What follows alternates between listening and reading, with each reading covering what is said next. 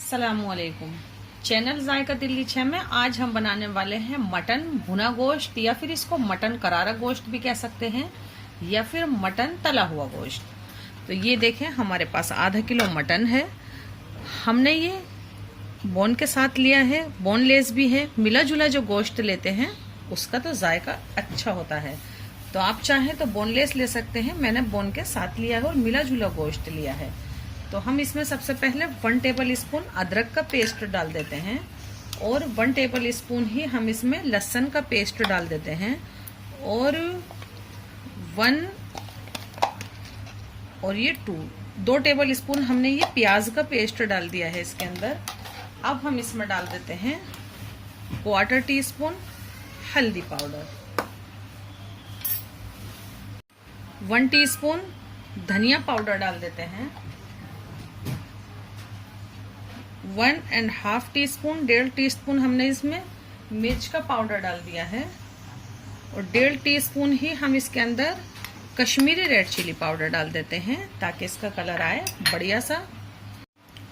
1/4 teaspoon गरम मसाला powder डाल देते हैं, और हम इसमें डाल देते हैं दही हम इसमें डाल देते हैं 50 ग्राम के करीब, या फिर 4 से 5 टेबल स्पून। 1 टीस्पून हमने नमक डाल दिया है इसमें, और हम इसे पहले थोड़ा सा मिक्स कर लेते हैं, और फिर डालते हैं इसमें 2 से 3 टेबल स्पून। आप इसमें कोई भी कुकिंग ऑयल डाल दीजिए, थोड़ा ही डालना है क्योंकि ये हमें एकदम से गलाना है और बिल्कुल खुश्क होना चाहिए। वहीं हम इसमें डाल देते हैं ये बस 100 ml पानी, इतना ही पानी डालेंगे। अब हम इसका ढकना लगा देते हैं, और हम इसमें लगाते हैं कम से कम 4 से 5 सीटी, यानी कि मीडियम फ्लेम पे हम इसे पकाते हैं 15 से 16 मिनट। फिर हम इसे खोलते हैं, इसमें पानी हुआ तो हम उसको खुश्क करेंगे, दिखाएंगे आपको। 15 से 16 मिनट पका लिया है हमने, 2 सीटी आ गई हैं। इसे खोलते हैं, इसमें पानी होगा तो फिर से फ्लेम को चालू करते हैं। ये देखें, इसमें पानी तो नहीं है, बस ये हमें थोड़ा सा ऐसा ही चाहिए था। हम फ्लेम को चालू कर देते हैं। हमने फ्लेम चालू कर दिया है। इस वक्त हम इसके अंदर डाल देते हैं 1 टेबल स्पून से थोड़ा ज़्यादा ही होगा वाइट विनेगर डाल देते हैं। वाइट विनेगर आप नहीं डालना चाहते हैं तो इसकी जगह 2 नींबू का रस डाल दीजिए, और हम इसे भून लेते हैं। और इस वक्त ही हम इसके अंदर डाल देते हैं 1 टीस्पून कसूरी मेथी। कोई चीज़ आप रोस्ट कर रहे हैं, भून रहे हैं, उसमें थोड़ी सी कसूरी मेथी का टच दे दीजिए, वो आपको जायका बढ़ाने में आपकी मदद करेगी। अब हम इसे भून लेते हैं। बस ये ऐसी भूननी थी हम हंडिया, इसकी आवाज़ सुन सकते हैं। ये देखें, मसाले ने ऑयल भी छोड़ दिया है। ऑयल हमने इसमें कम ही डाला था। मसाला बहुत कम डालें, आप प्याज ना डालना चाहें तो भी चलेगा।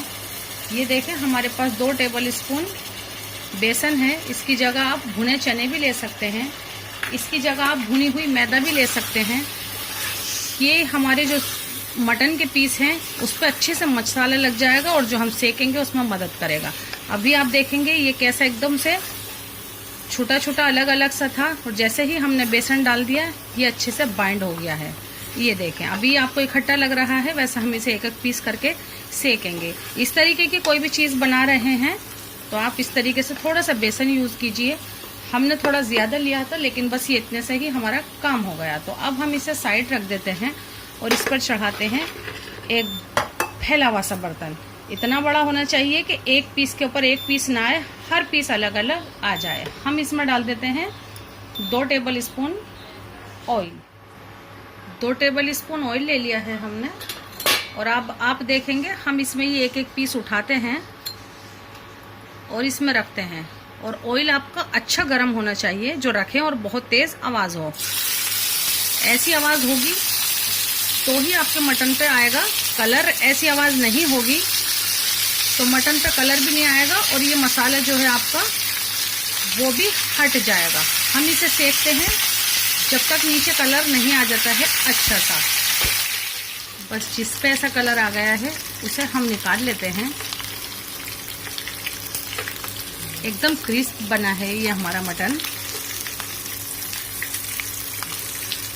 और ये वाले पीस हम पलट देते हैं। सिर्फ 1 ही मिनट इधर से और 1 ही मिनट इधर से सेकेंगे आप।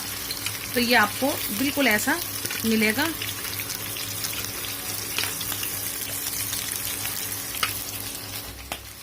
बस ये हमारे सारे पीस सीख के तैयार हैं।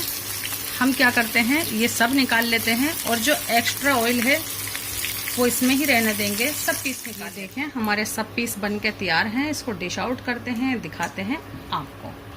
ये पीस रख देते हैं बस यहाँ। आप देखें ये एकदम से करारा गोश्त और इसके साथ दही का रायता बनाएं और उसके अंदर डीप कर करके खाएं। और ये हमारी पुदीने वाली चटनी है, ये भी ज़रा सी उसी दही के अंदर डाल लें तो ये करारा गोश्त आपको खा के मज़ा आ जाएगा और बनाकर भी मज़ा आ जाएगा। ज़रूर बनाएं, हमसे जुड़े, हमारी हौसला अफजाई करें, हमारे चैनल को सब्सक्राइब करें और डिश को लाइक करना तो आप बिल्कुल भी ना भूलें।